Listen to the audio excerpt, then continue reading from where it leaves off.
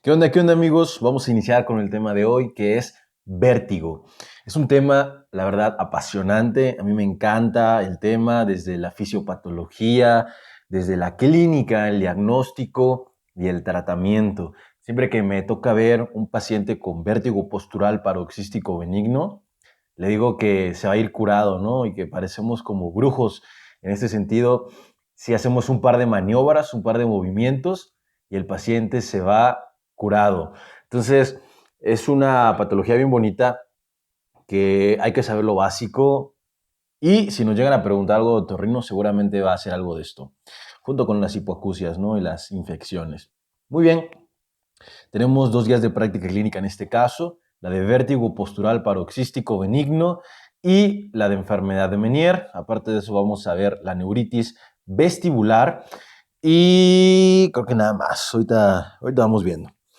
Bueno, vamos a iniciar con los casos clínicos. Traten de resolverlos.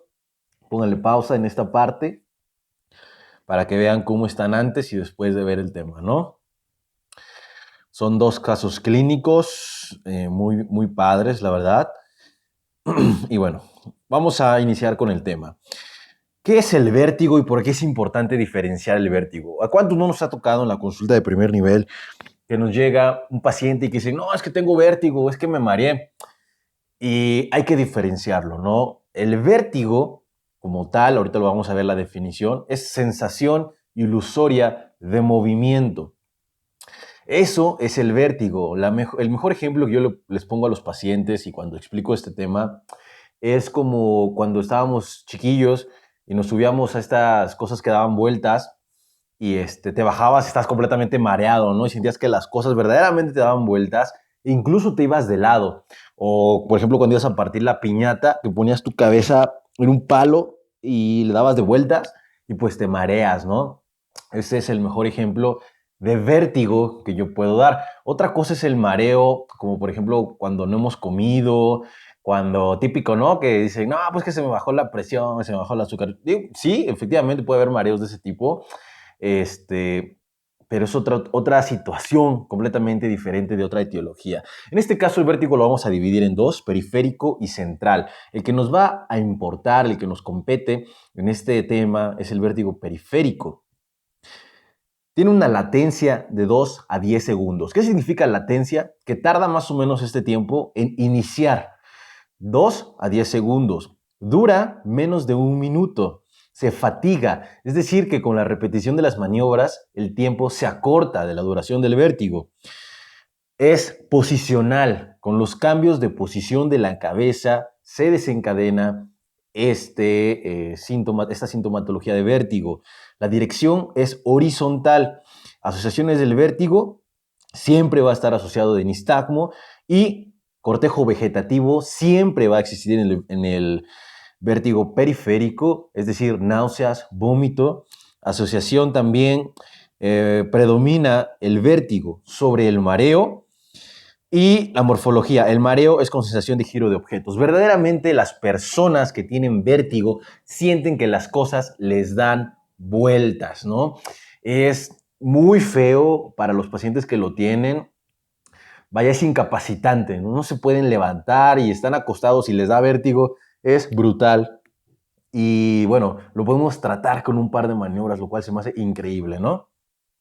Por otro lado, el vértigo central es todo lo contrario, no lo vamos a tocar, solamente saber que existe un vértigo central. Y yo creo que la principal diferencia es en el nistagmo, que es multidireccional, incluso el vértigo vertical, pues nos habla de un origen central, ¿no? No tiene latencia, dura más de 1 minuto, no se fatiga, todo lo contrario al vértigo periférico. Y siempre comparen, ¿no? En este caso, si no es lo que yo sé, pues es otra cosa que si bien no la sé a profundidad, pues hay que conocerla nada más porque no es tan frecuente, ¿no? En este caso es esto. Hay que identificar un vértigo periférico. Y si es un vértigo que no es periférico, seguramente es central, ¿no? Y hay que referirlo a neuro. Iniciamos con el tema estrella, vértigo postural paroxístico benigno, que es el más importante. Y el más frecuente, obviamente, definición y epidemiología, va a ser sensación subjetiva o ilusoria de movimiento rotatorio. de los objetos que rodean a los pacientes. Es crisis breves, menores a 60 segundos. Recuerden la duración, menor a 60 segundos. Se acompaña de nistagmo. No podemos hablar de vértigo sin nistagmo. Siempre van de la mano.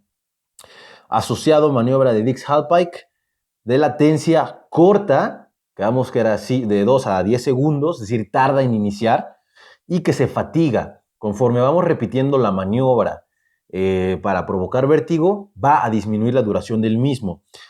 Bueno, con la repetición de la maniobra aquí dice, los episodios son generados por cambios de posición de la cabeza.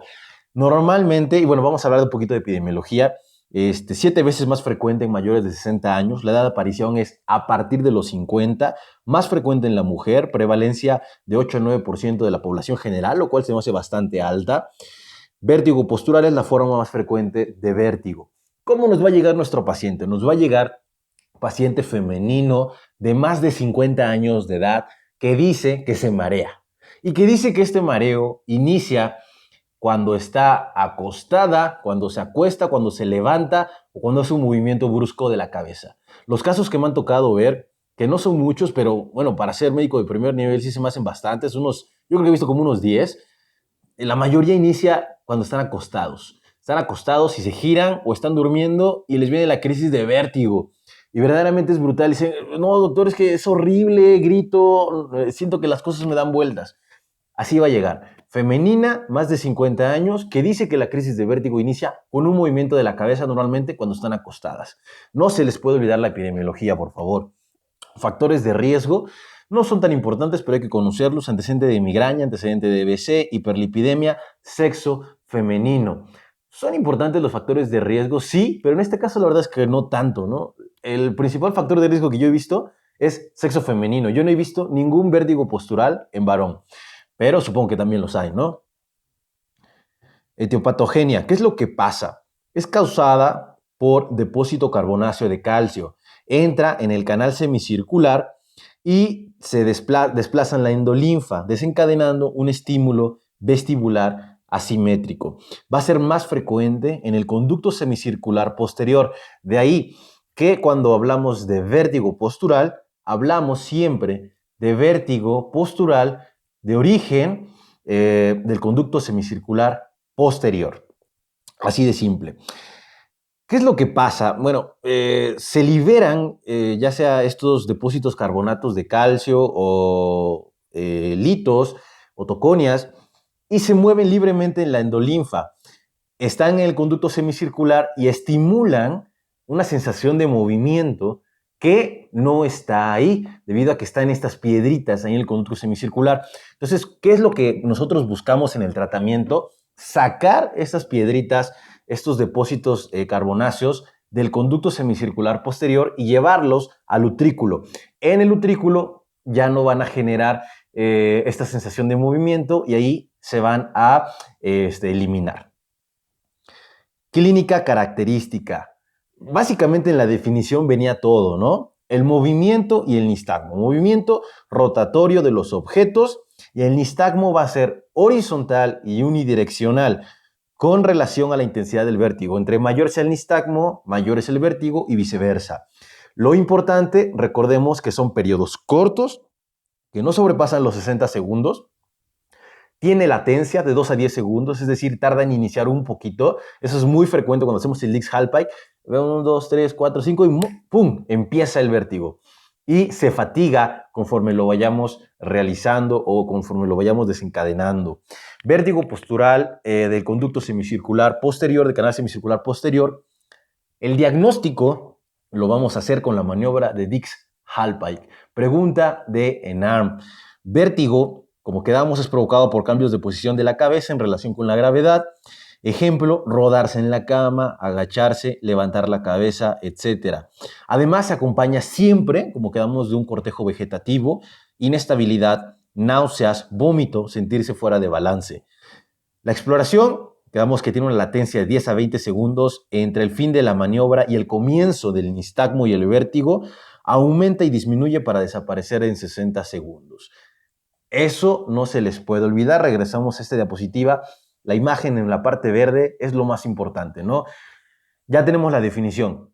sensación ilusoria de movimiento rotatorio que viene en episodios breves de 60 segundos, que tiene latencia de 10 a 20 segundos y que se fatiga con la repetición de la maniobra de Dix-Hallpike, siempre asociado a nistagmo, que va a ser horizontal, unidireccional con relación a la intensidad del vértigo y se desencadena a partir de movimientos de la cabeza. Así de sencillo, con eso tienen el tema dominado. Bueno, el nistagmo, ¿qué es lo que pasa? Si es derecho, rotatorio a la derecha, antehorario y hacia arriba. Aquí puede haber un poquito de confusión. El nistagmo se dice que la fase rápida va a determinar la dirección del nistagmo. Por ahí subí un video en la página de Facebook, traten de checarlo. Se ve el movimiento rápido hacia un lado, ¿no? Supongamos que es hacia la derecha. Si el movimiento rápido va hacia la derecha, significa que el nistagmo es a la derecha. Y en este caso, donde hay irritación del conducto semicircular, nos indica que el oído afectado es el derecho.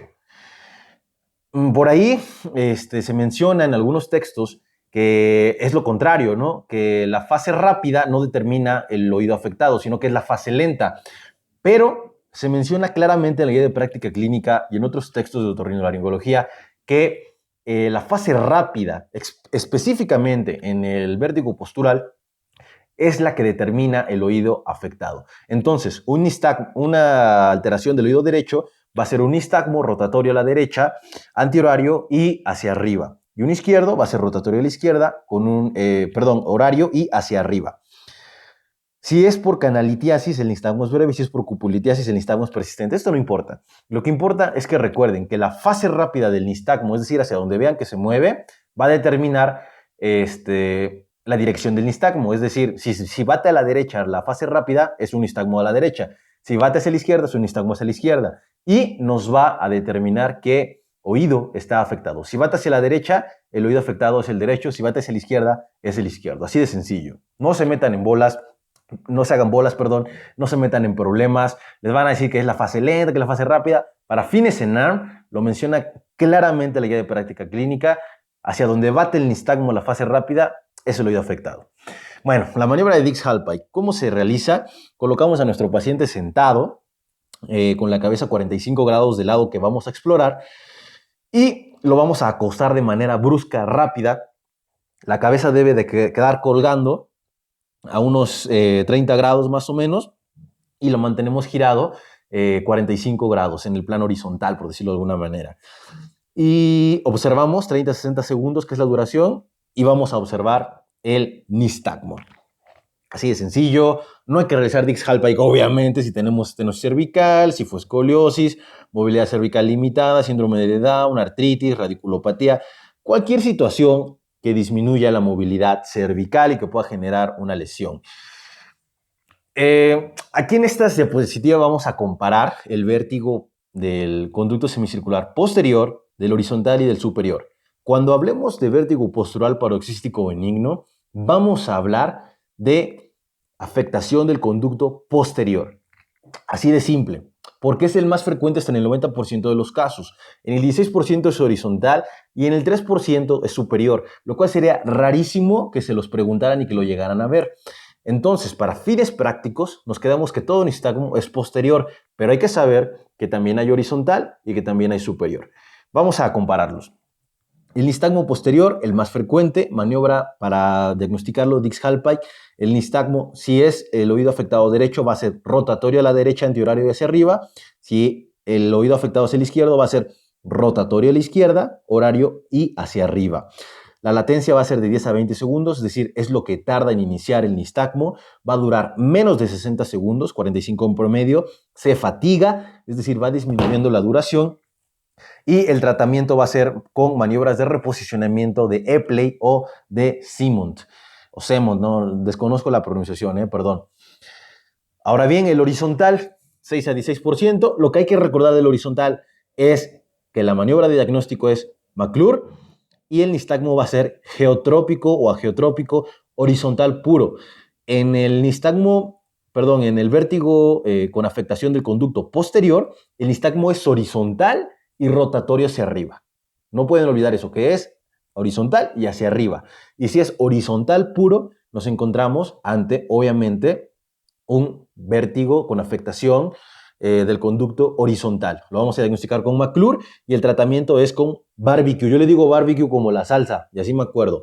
Entonces, lo que hay que recordar del horizontal es que es el segundo en frecuencia, es que afecta el conducto horizontal, que el nistagmo va a ser horizontal puro, geotrópico, que el diagnóstico va a ser con McClure y que el tratamiento va a ser con barbecue. Así de simple. Eso es lo único que hay que saber. El superior, nada más anecdótico, se diagnostica con Dix-Hallpike. Si es derecho a la derecha, es lo mismo. Tiene una latencia similar, una duración similar y el tratamiento es con Epley y con Simons. Básicamente lo mismo que un posterior. El diagnóstico es absolutamente clínico. No se debe realizar pruebas de laboratorio de imagen a menos que exista duda diagnóstica.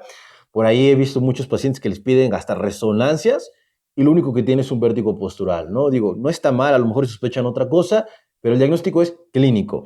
El tratamiento farmacológico se debe administrar 5 minutos antes de las maniobras de reposicionamiento y menciona la guía de práctica clínica que no se debe dar por más de 5 días debido a que nos va a, digamos, hacer dependientes del medicamento y no va a permitir la compensación vestibular.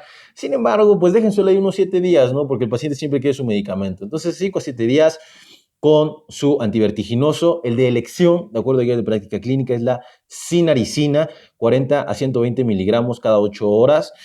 12 horas, siempre asociado a maniobras de reposicionamiento. No vayan a dar nada más el tratamiento farmacológico sin hacer las maniobras de reposicionamiento. Se pueden hacer en primer nivel, sí, teniendo todas las precauciones adecuadas.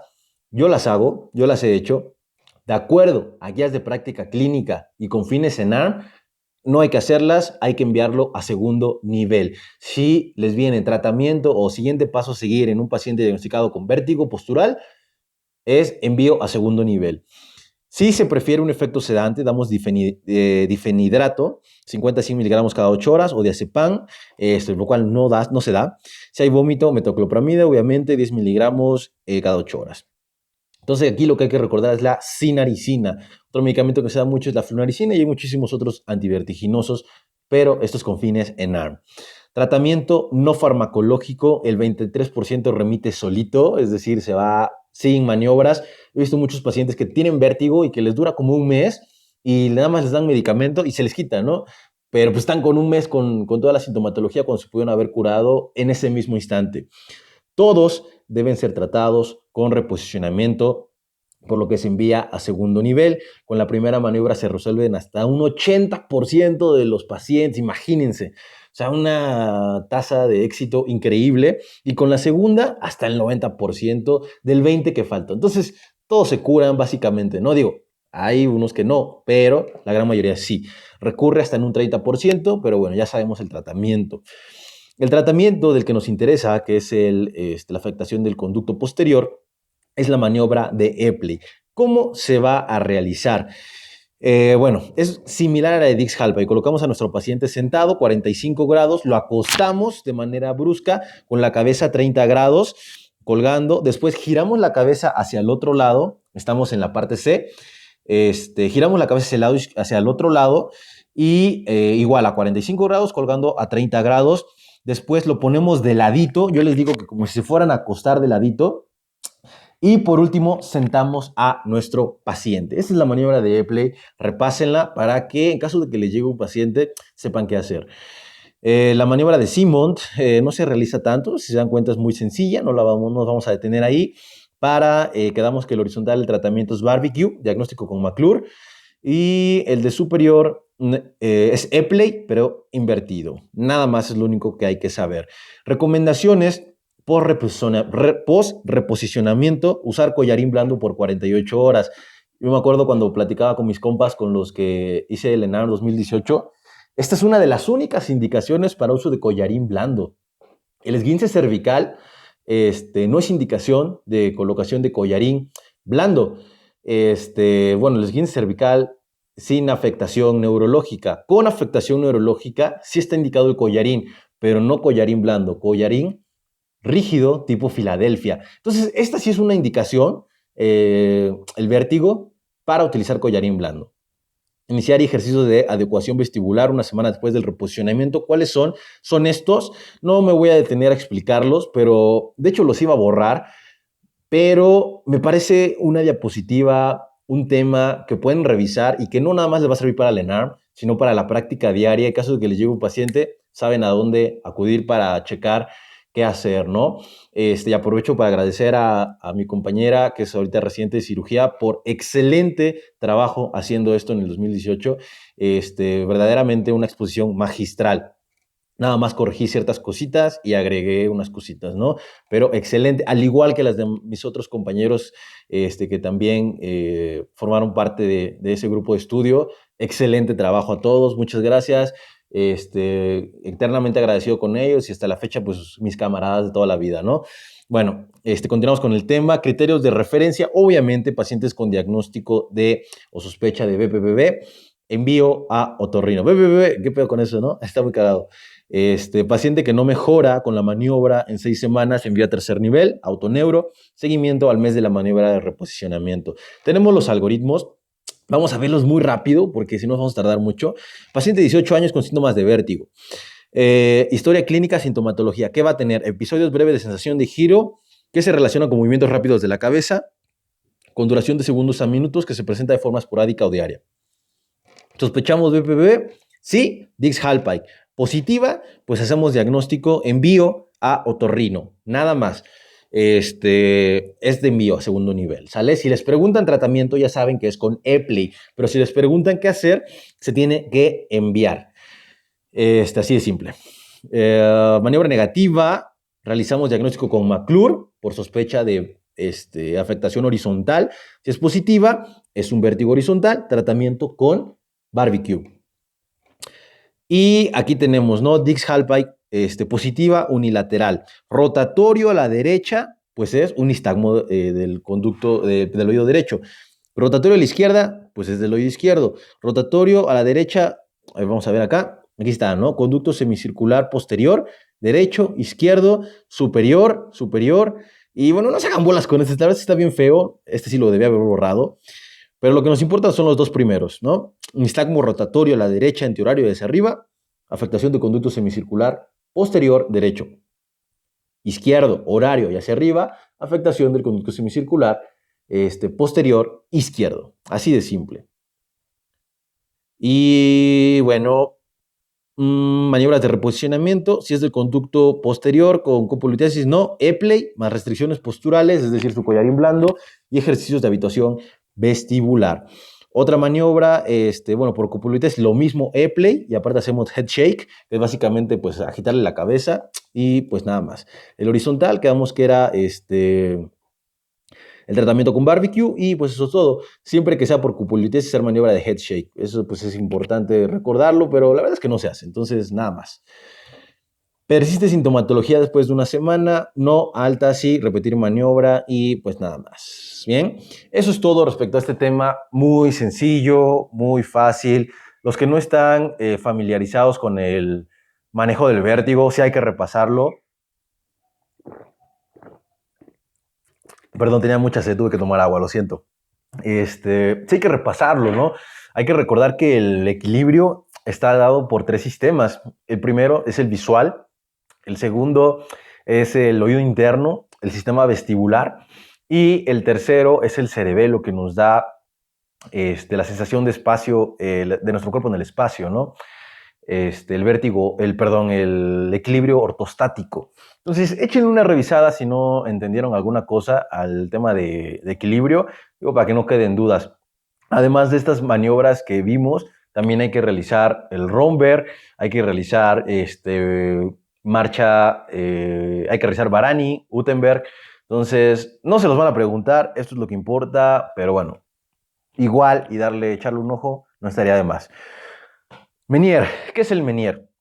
Patología del oído interno caracterizada por vértigo, hipoacusia neurosensorial fluctuante a bajas frecuencias, acúfeno y plenitud óptica. Mientras recuerden esto, la definición, al igual que la definición de BPPV, tienen dominado el tema.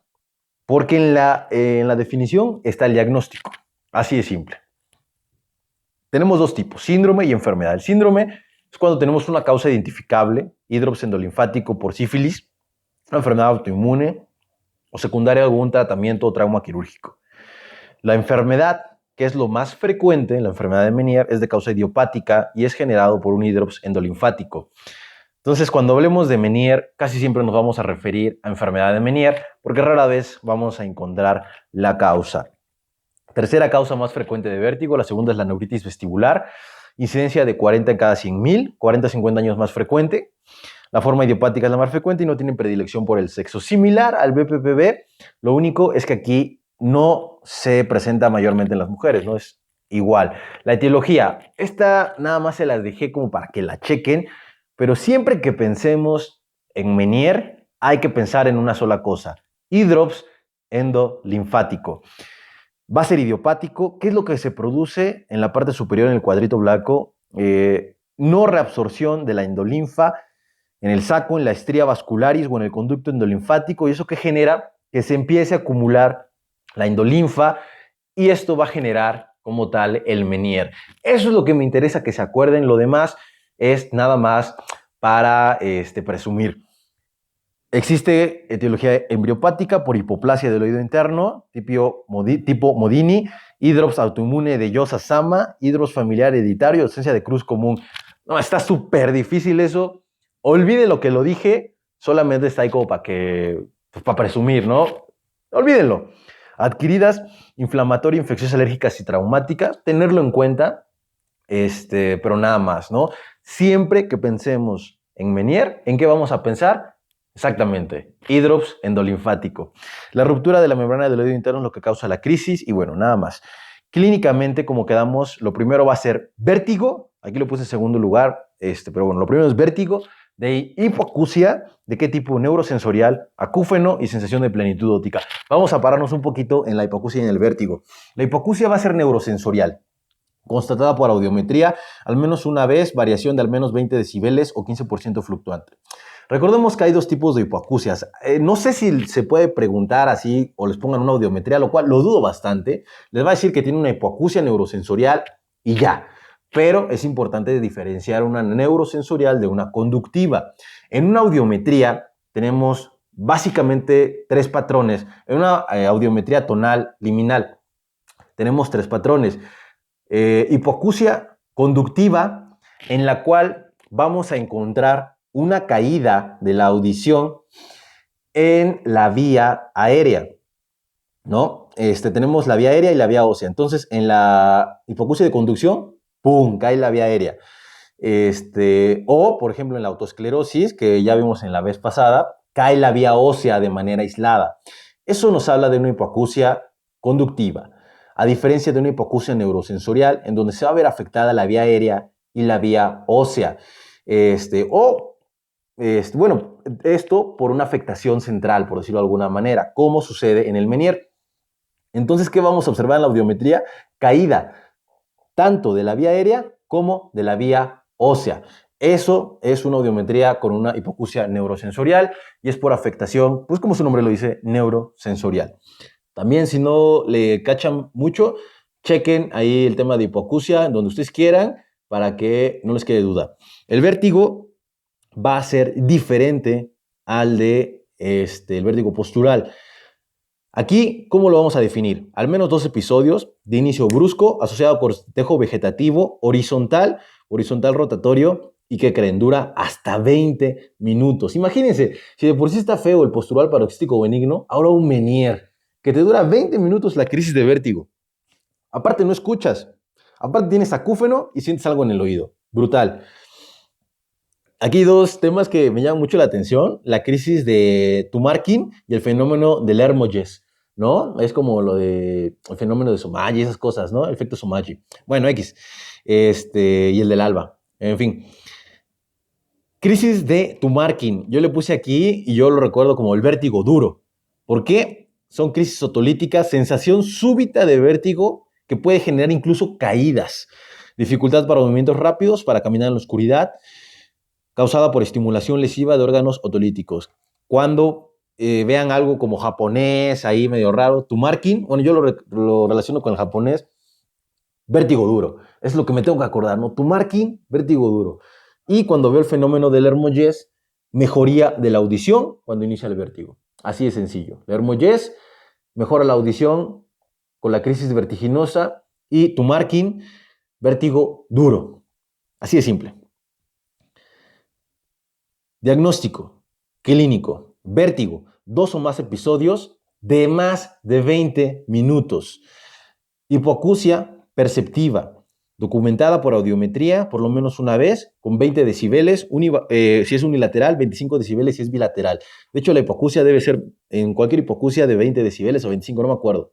Acúfeno, plenitud óptica, debe estar presente al menos uno de los dos, el acúfeno o la plenitud óptica. Y verdaderamente cuando vemos un Menier, así vemos. Yo he visto pocos, 2, 3, 4, y sí, vienen con la hipoacusia, vienen con el vértigo, que les dura hasta días, y el acúfeno muy marcado.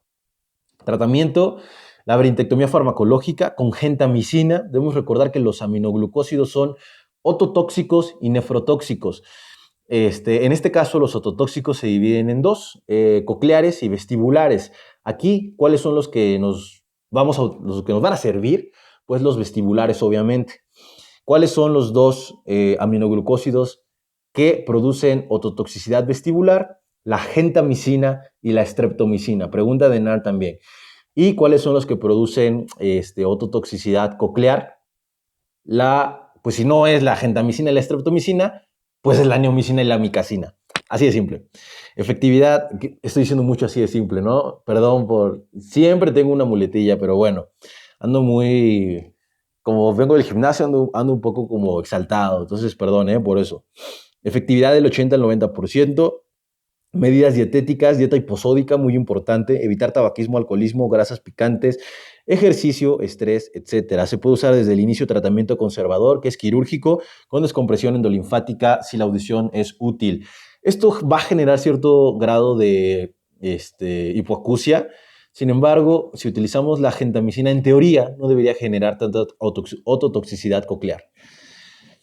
Paciente no acepta la brintectomía farmacológica, el tratamiento sería quirúrgico, nivel auditivo útil, neurectomía vestibular, nivel auditivo no inútil, la brintectomía quirúrgica, sin respetar la cóclea, ¿no? O bueno, este es lo que yo entiendo. Efecto secundario de la gentamicina, disminución de la audición, 1.5 decibelios, lo cual es muy poco. 2% presenta menos identificación de palabras. Todos necesitarán tratamiento de rehabilitación vestibular. Y bueno, son los dos temas estrellas. Eso es lo que les pueden preguntar el ENENAR. Vamos a ver otros temas que son importantes hablando de vértigo. Neuritis vestibular. ¿Qué es lo que hay que saber de la neuritis vestibular? Es un vértigo retrolaberíntico secundario, afectación de la primera neurona vestibular, es decir, el ganglio de Scarpa.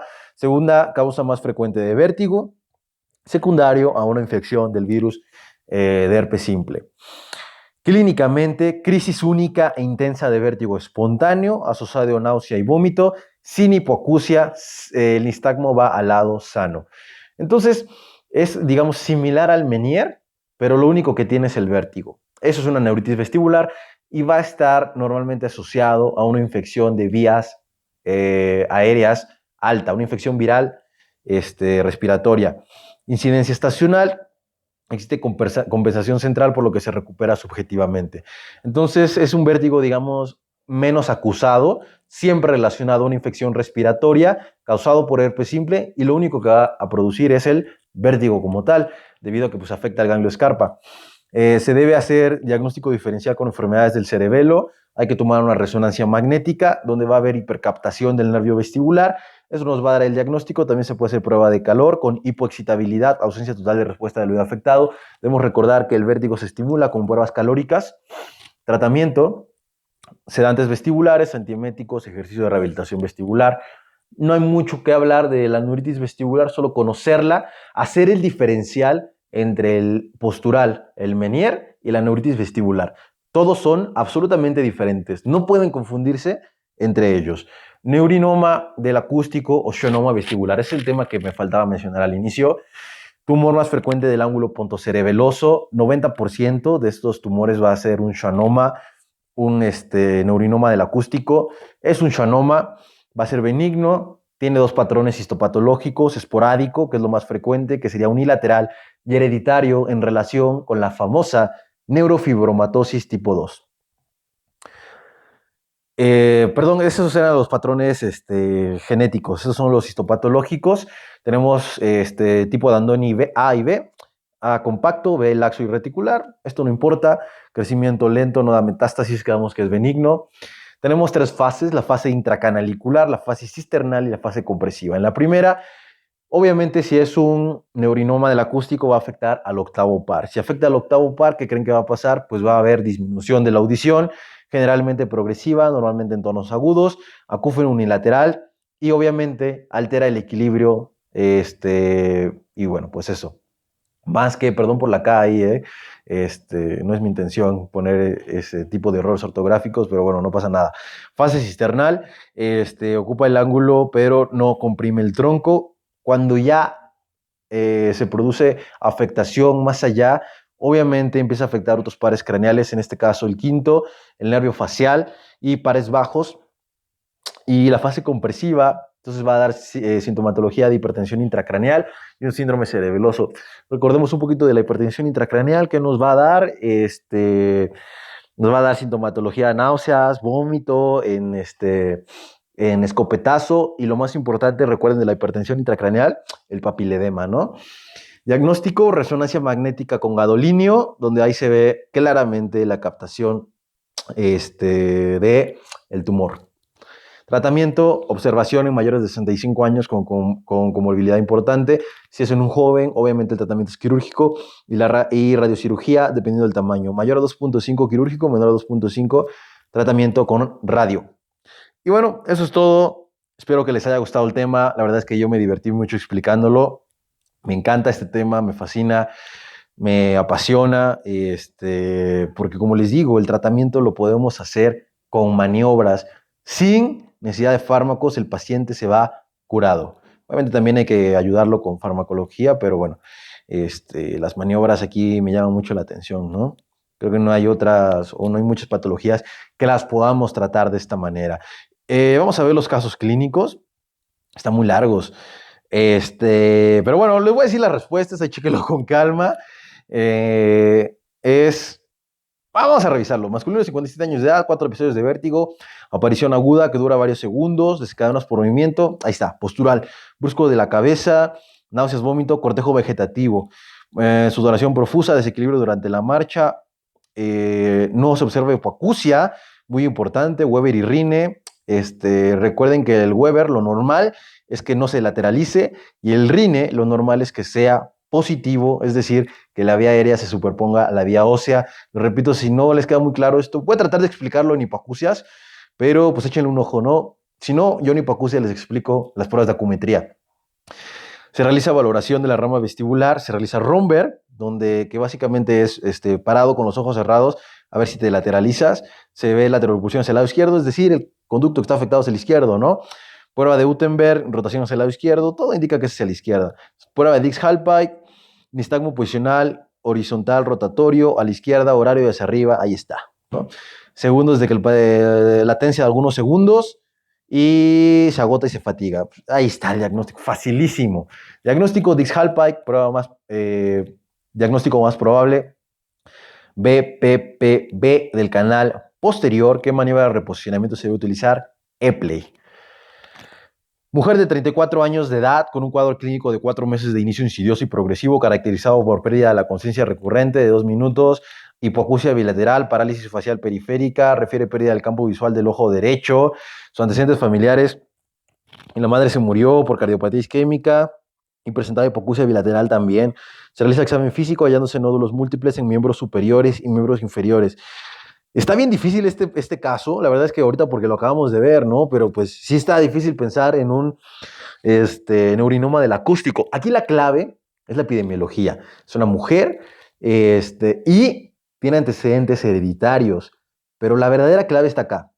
En el examen físico se hallan nódulos múltiples en miembros superiores y miembros inferiores, móviles, blandos, dolorosos, masa cervical, bilateral y todo lo que nos dice de alteraciones de hipoacusia y todo esto, nos habla de una neurofibromatosis tipo 2. Lateralización derecha a la marcha, dismetría, asociaciones, ojo izquierdo con leucoma corneal, no hablar del fondo de ojo, esto no nos importa. ¿Cuál de las siguientes podría ser la causa del procedimiento? Neurofibromatosis tipo 2. ¿Qué fase clínica se encuentra? Ya está afectando pares bajos. ¿Tiene papiledema? Ojo izquierdo con leucoma corneal. No, está infectada la córnea, pero no podemos ver el fondo de ojo, entonces no sabemos si tenemos ¿cómo se llama?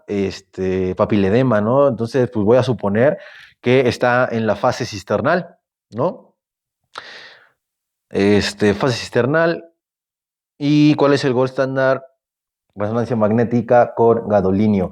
Es difícil identificar aquí si está en la fase cisternal o está en la fase compresiva porque no nos habla de datos de hipertensión intracraneal. Recuerden que un paciente con hipertensión intracraneal lo más común es que tenga vómito en escopetazo, que tenga papiledema y que tenga cefaleas muy severas, ¿no?